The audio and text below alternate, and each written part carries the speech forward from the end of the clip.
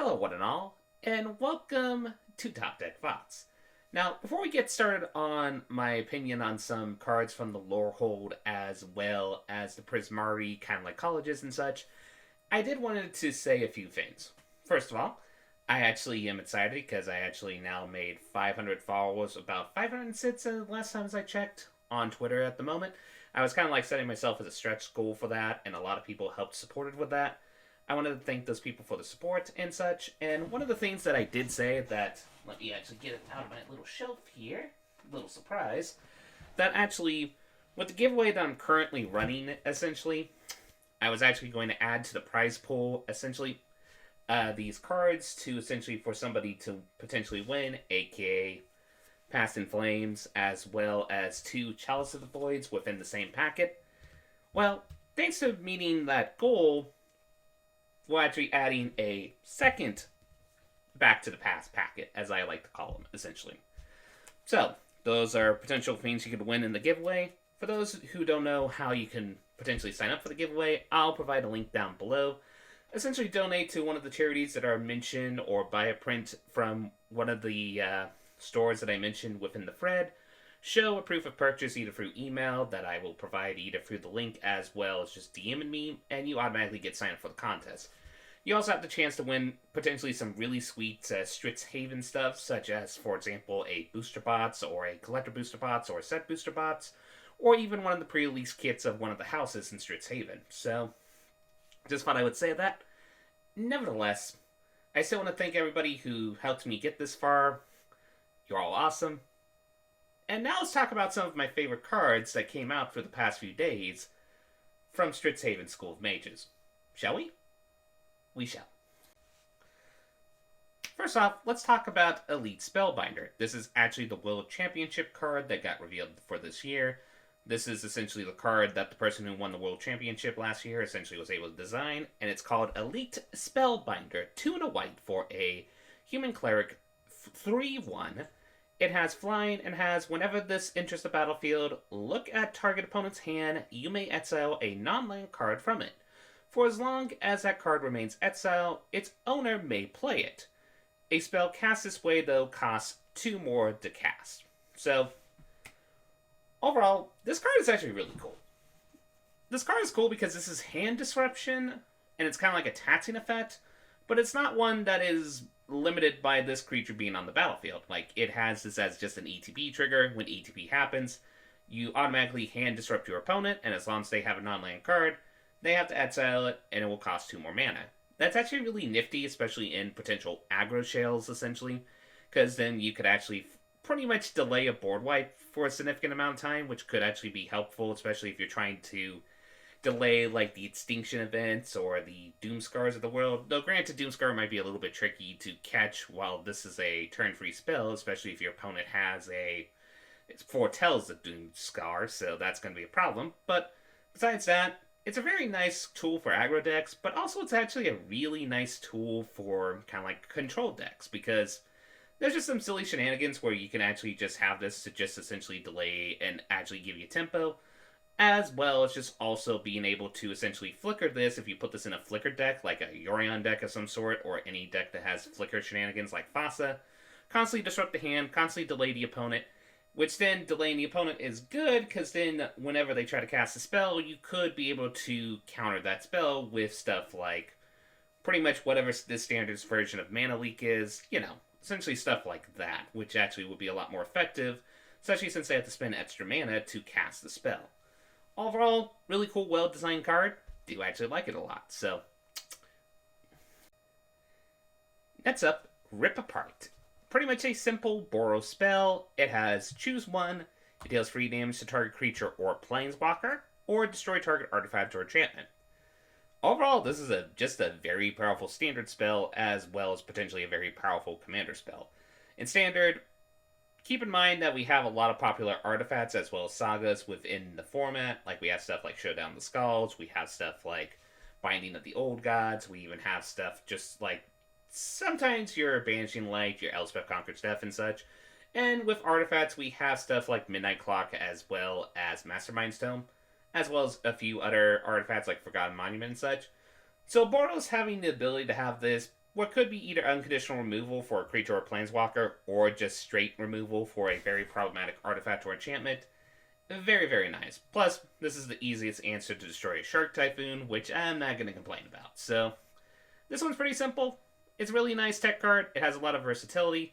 Yes, the sorcery speed is not fun on it, but to be fair, you are paying the tempo by the versatility of the card. And in Commander, if you're playing Boros, you're going to just like playing this card because it's early game removal, or just really removal a potential combo piece from your opponent, or a potential component of ramp. So, overall, really good card.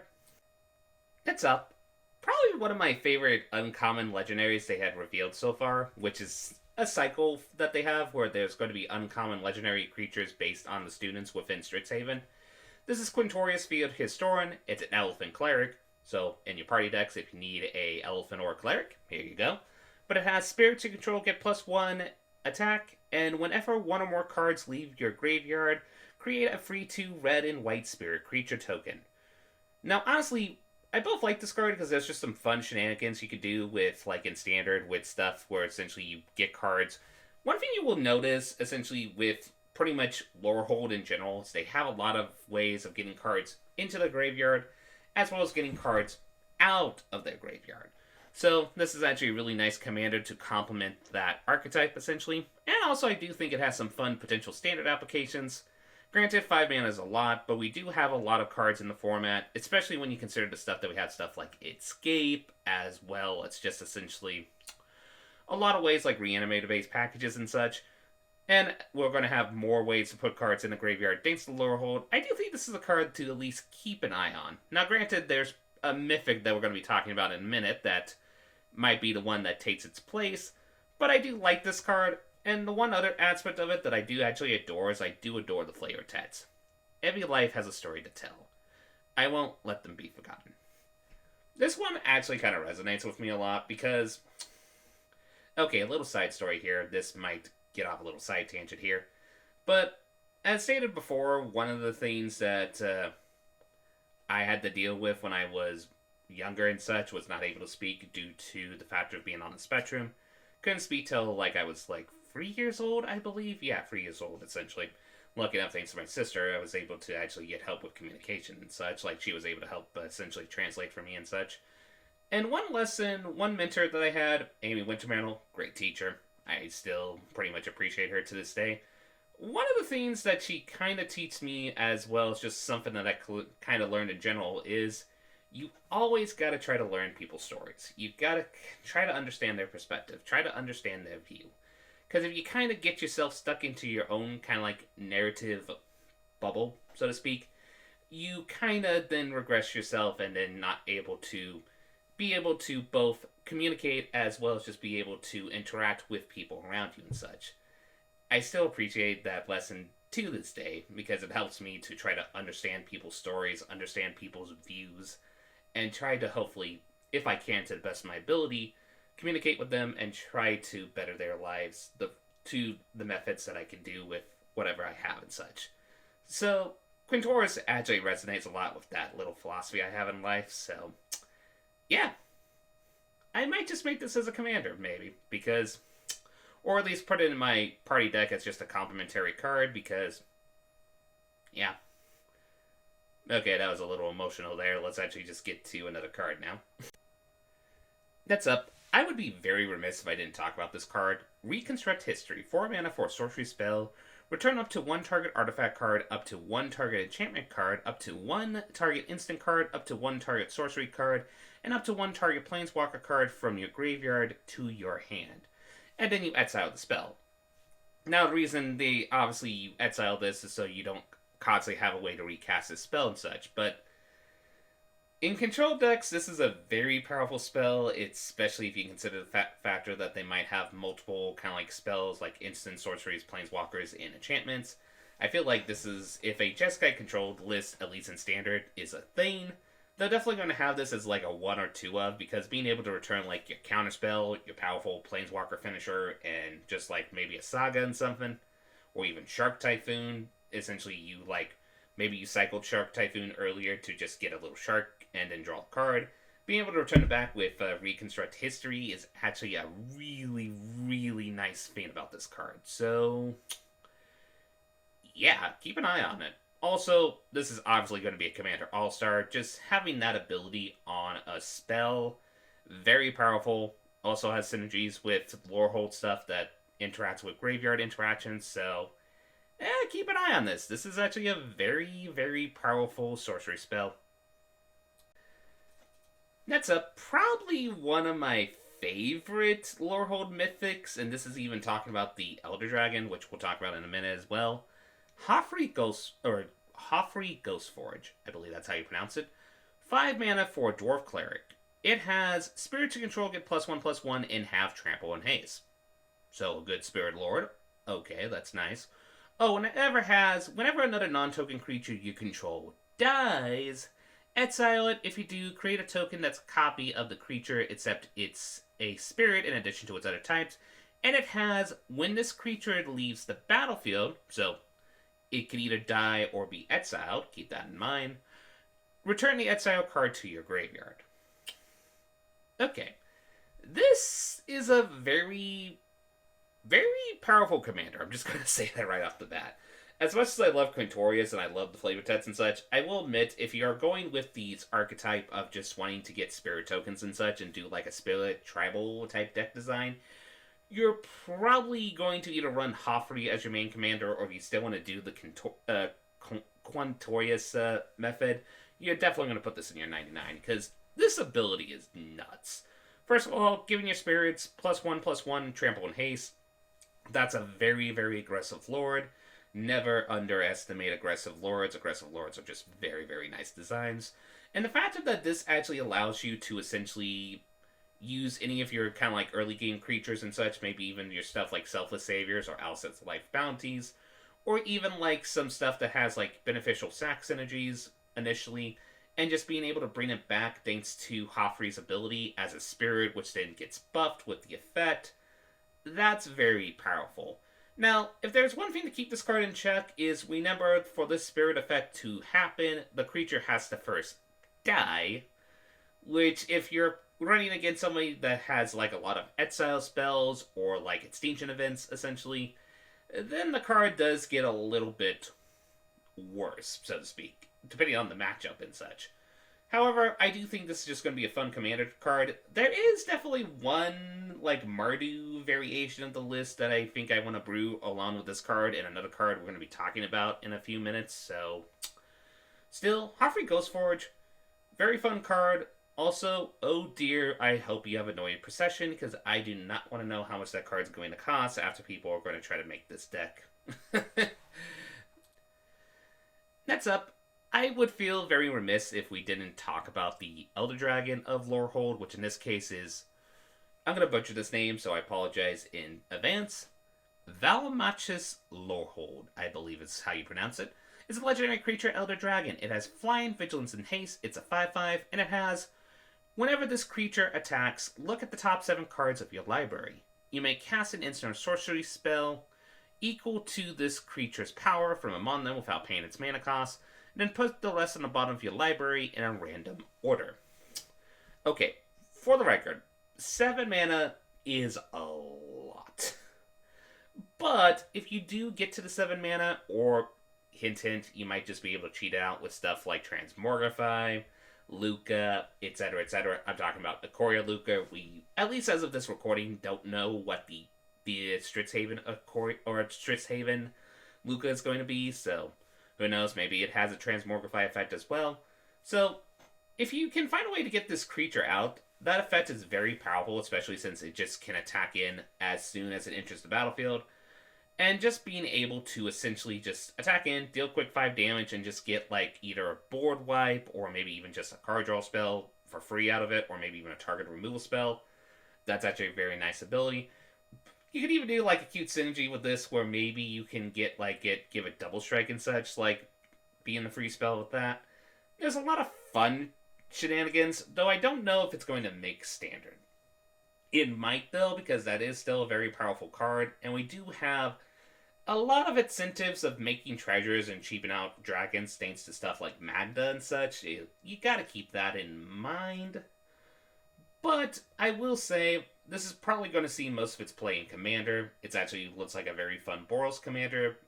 Mostly, I think a variety of people, when brewing around this card, they're just going to put as many extra combat steps as the sorcery spells that they're going to put in their deck.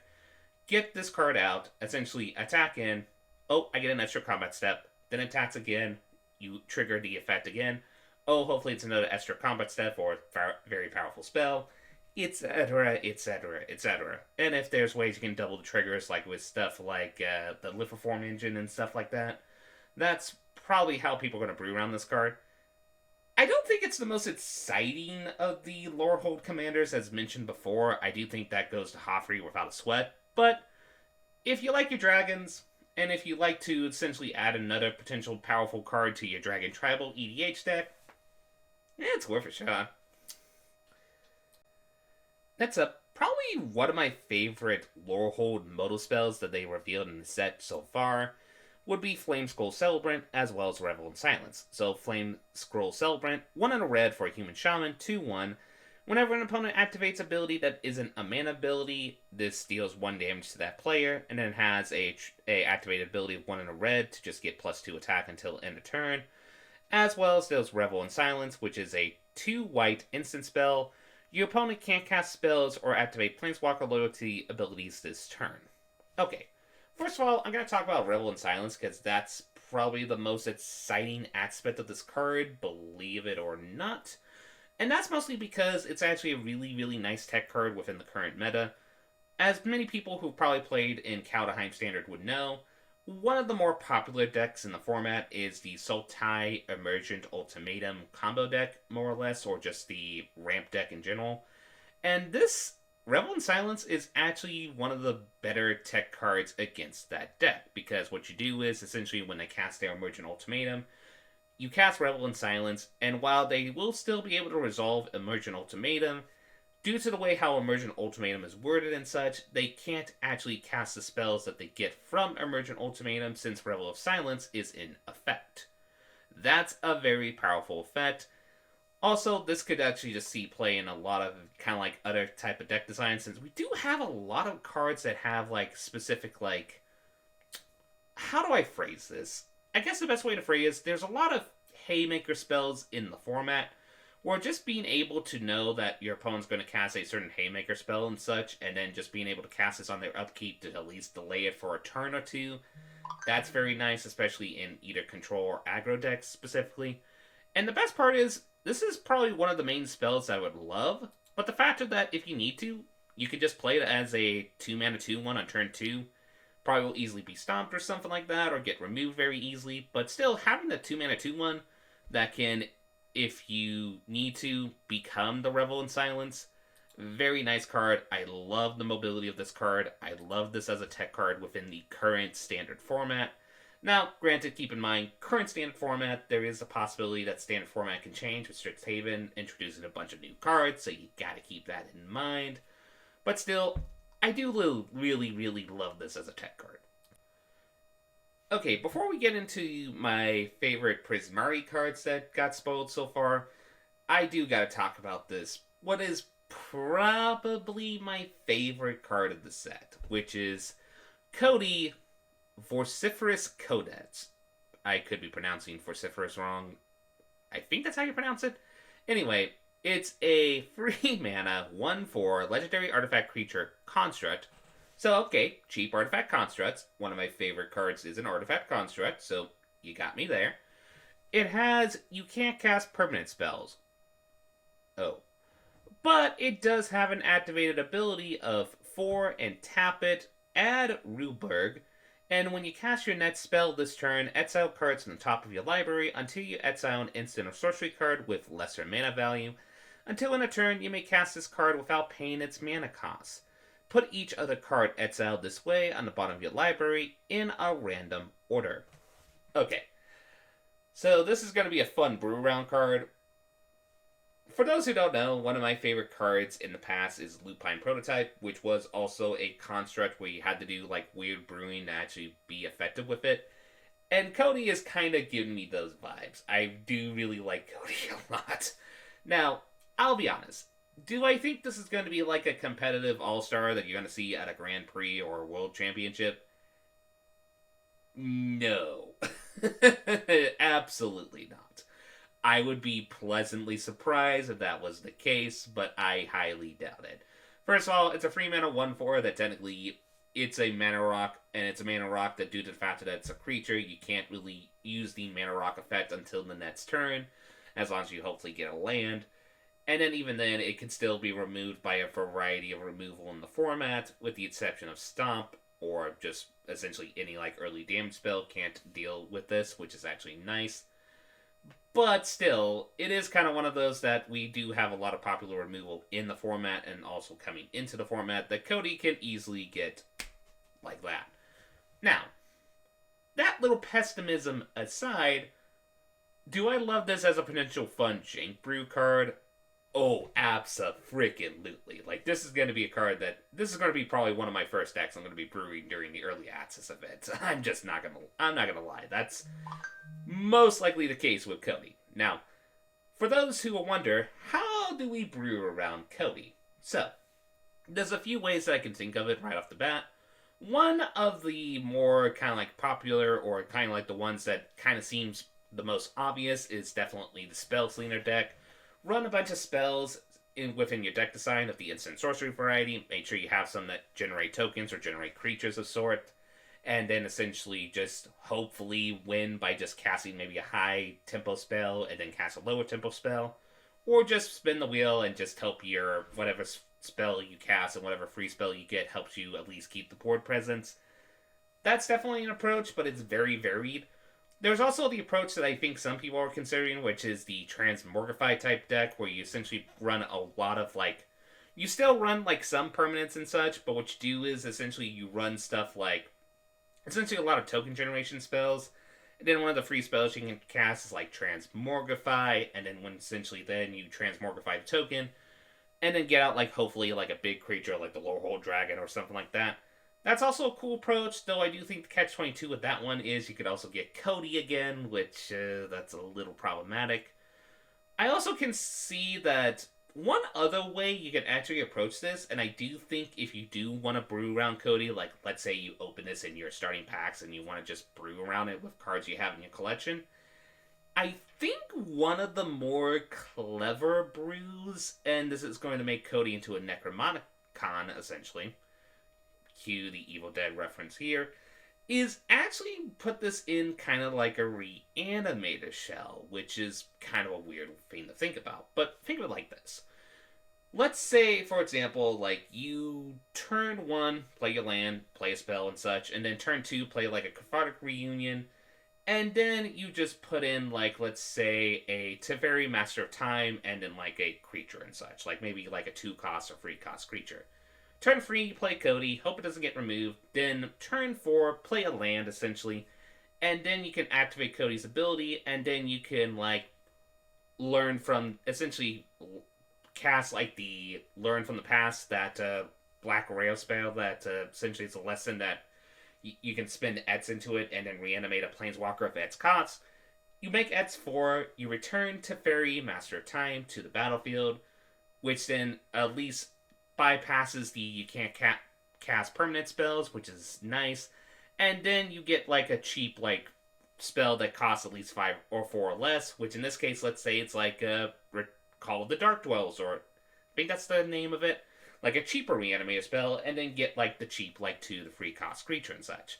So I feel like that is probably going to be the best approach to make like a cycling reanimator deck design, especially if you still want to keep permanents within your deck design with Cody and such. But still, even if you want to go with the Spellslinger approach, I still think that's also a fun approach as well. So, the fact that I spent 5 minutes talking about this card and going over the sits should probably indicate how much excited I am for brewing around Cody. This is actually a really fun card.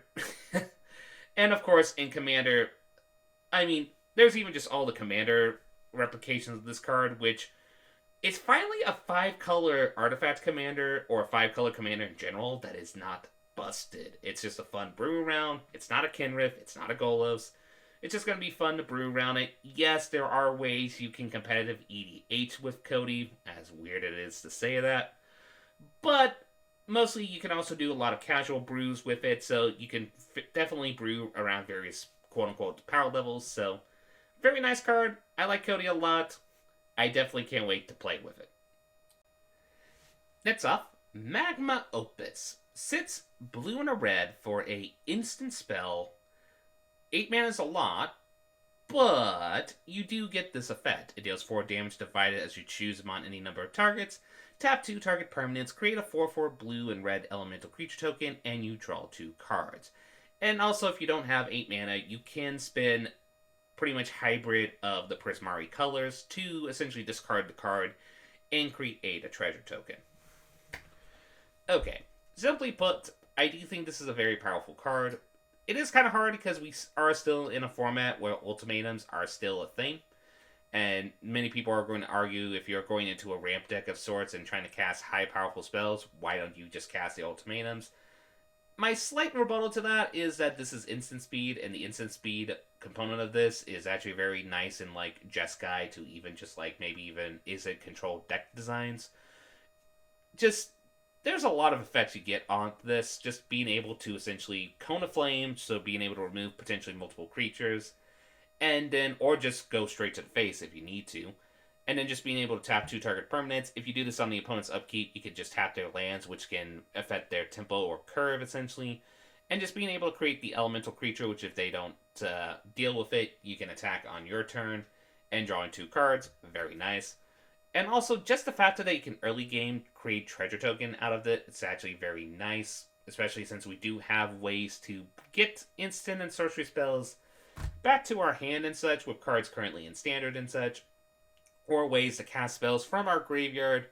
Keep in mind, Underworld Breach is still a legal card in standard, so you gotta keep that in mind. So, I'm gonna keep my eye on Magma Opus. I know a lot of people are like, well, why don't you just cast the ultimatums? I do feel like both the instant speed component of this, as well as the factor that this sits blue and a red, which can be reduced, especially since we have a lot of ways to reduce the cost of spells in the format, or coming into the format, like with the Will and Rowan MTFC card, as well as cards that are in the Prismari kind of like color that reduce the cost of your spells. Keep an eye on this. I think this is going to be a lot more powerful card in standard than people take at first glance. Next up, probably just one of my kind of like favorite joke cards of the set, Multiple Choice. That's in a blue for a sorcery spell. If X is 1, scry 1, then draw a card. If X is 2, you may choose a player. They return a creature they control to its owner's hand. If X is free, create a 4/4 blue and red elemental creature token. And if X is 4 or more, do all of the above. Okay, first of all, I just thought of Unsummon Skulls essentially with this spell because it has bounce, which is kind of funny. That being said, this spell is nuts. This spell is absolutely insane. Okay, the reason why this spell is insane is just because it's just really versatile for both the early game, mid game, and late game due to the factor that it has its choice factor into it. So, for example, early game, if you just need the scry and card draw, you just choose the first mode. If you need to bounce, you can just choose the second mode. Now, yes, this is Sorcery Speed Bounce, and Sorcery Speed Bounce is not great. But if you're like maybe playing this, like let's say you're playing like a tempo deck of sorts, where you have like an aggressive early 1-drop or 2-drop and such, and then on turn 3 you can cast this to bounce whatever blocker they have, so you can swing in for damage. That's actually very nice. And then free, being able to essentially just create the blue and red elemental creature token, that is usually like at turn 4. So 4 mana for a 4/4 red blue elemental creature token. That's probably one of the least exciting aspects of the card, but if you need to create the token, you can create the token for the board presence. And then the factor is, if you spend 1 more mana, you do everything. So create a token, bounce an opponent's creature, and scry 1 and draw a card. That's very powerful. Especially since we're seeing Prismari kind of like being a semi kind of artifacty ramp deck where you're essentially trying to get a lot of mana to actually cast high cost spells. I do think Multiple Choice is going to be a very, very powerful kind of like Prismari based Izzet archetype card, or even just a really good card in mono blue or mono Bluegan decks in general. So keep an eye on this. This card is very powerful. Next up, we're going to talk about probably my favorite Prismari spell of the set, which in this case, it's Culmination of Studies. It's red and a blue for a sorcery spell. It has exile the top X cards of your library. For each land card exiled this way, you create a treasure token. For each blue card exiled this way, draw a card. For each red card exiled this way, this deals 1 damage to each opponent. Okay. The reason why I like this card a lot is because it's a very, very, very cool card. I'm just not gonna lie, this is a very cool card. It's a story spotlight card of pretty much rolling, destroying the main bad guy. We're gonna talk about the bad guy in a minute since they did spoil that today and such. But I love this card because it's actually just a really cool way to make like an Izzet ramp / kind of burn-ish spell, essentially.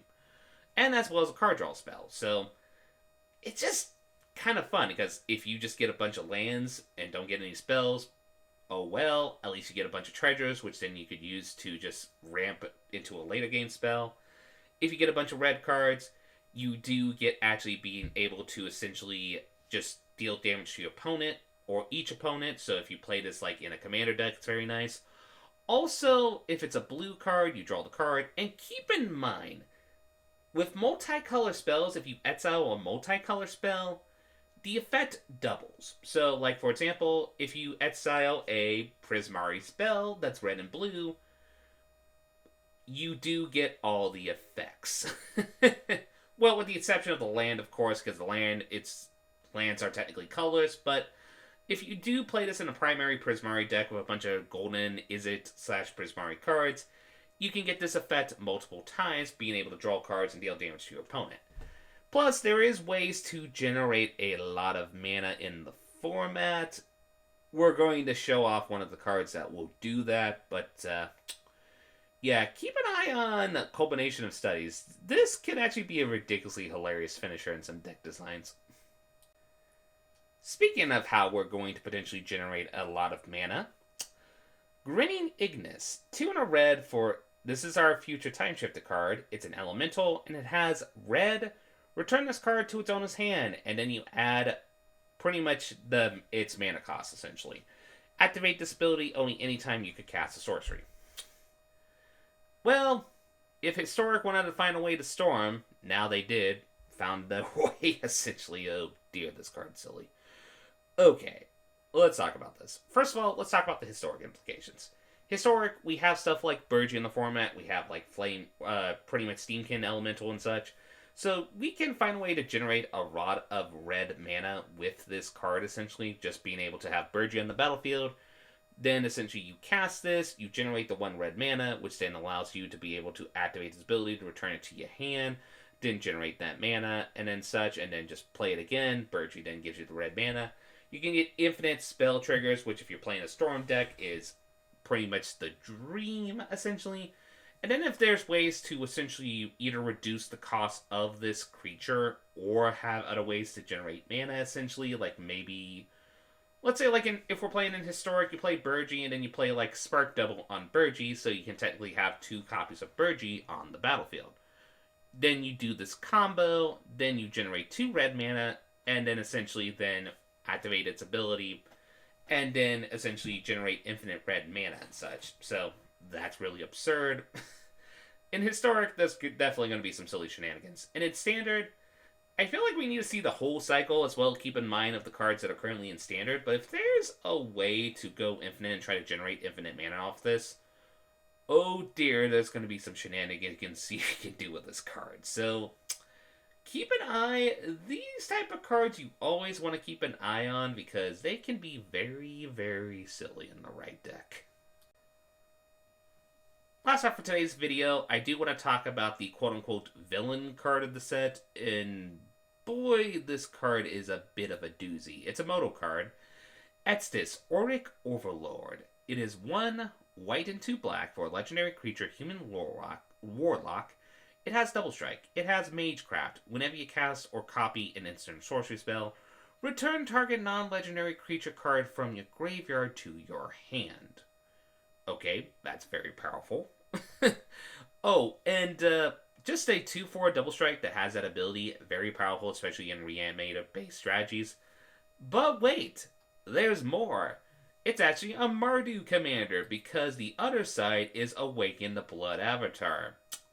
Gee, I wonder what the villain is trying to do in this set. Sits black and a red for a sorcery, but as an additional cost to cast a spell, you may sacrifice any number of creatures. This spell costs 2 less to cast for each creature sacrificed this way. So if you have 3 creatures to sack, you can literally make this cost 2 mana. What happens? Well, each opponent sacrifices a creature. Create a free 6 black and red avatar creature token with haste, and whenever this creature attacks, it deals 3 damage to each opponent. Whoo, dear, this is a very powerful mythic. Okay, first of all, I really like this card because this could be a very powerful card in like Mardu control as well as Mardu like aristocrat based lists. Very powerful card for those decks, because most of those decks, when they are playing the control variety, they play a lot of early game control creatures, like, you know, your kind of like your rats, essentially, your creatures that make your opponent discard a card, or even like just early game like aggro or just defender creatures and such. So they usually easily get removed. So being able to have Extis on like turn 4 or turn 5 to just essentially be able to, whenever you cast your control spells, return your early game discard creature spells into your hand, or any other just powerful control based creatures, that's very good. But even then, like, let's say you keep your early game discard creatures and your opponent hasn't answered it yet, you could just sacrifice those creatures and just cast the sorcery portion of the spell first, get your free 6 avatar, and then just go on to the aggressive and such, and then make your opponent force to answer it. Which then, once your creatures are in the graveyard, then you can just cast, like, let's say you have a second copy in your hand, then you can cast Extis, hold up a control spell, or maybe hold up, like, or maybe cast a Duress, and return one of your powerful, kind of like, control-based early game creatures. Also, like in aristocrat decks, it's kind of funny where you can, like, claim the firstborn, one of the creatures and such, and then use it to sacrifice to this effect. Overall, you can even, like, I feel like a Mardu control list is actually a very powerful list. Like, I've been having fun with one personally in my own free time. And the fact that we have very powerful creatures that we can return, because keep in mind, this also, you can return like MDFC creatures, like, I don't know, Volky and Tybalt. Just something to keep in mind. So, yeah. This is a very powerful card. If a Mardu control list or a Mardu aristocrat list forms, it's pretty much on the backbone of this card. It's a very powerful card. And as well as in Commander, yeah, just being able to have essentially a Commander that pretty much has the ability to have a sorcery to help remove your opponent's biggest creature. Each opponent, that's very powerful. And just creating the Blood Avatar, which then essentially deals damage to your opponent. Especially if you have ways to duplicate the tokens and such, that's absurd. So keep an eye on this. This is a very, very, very powerful card. And such. If you think there's any cards you want my 2 cents on, just leave it down in the comments below. If you like this video, please like and subscribe. Thanks, everybody. I hope you all have a lovely day. This is LevDev, signing out. Bada beep, bada boop.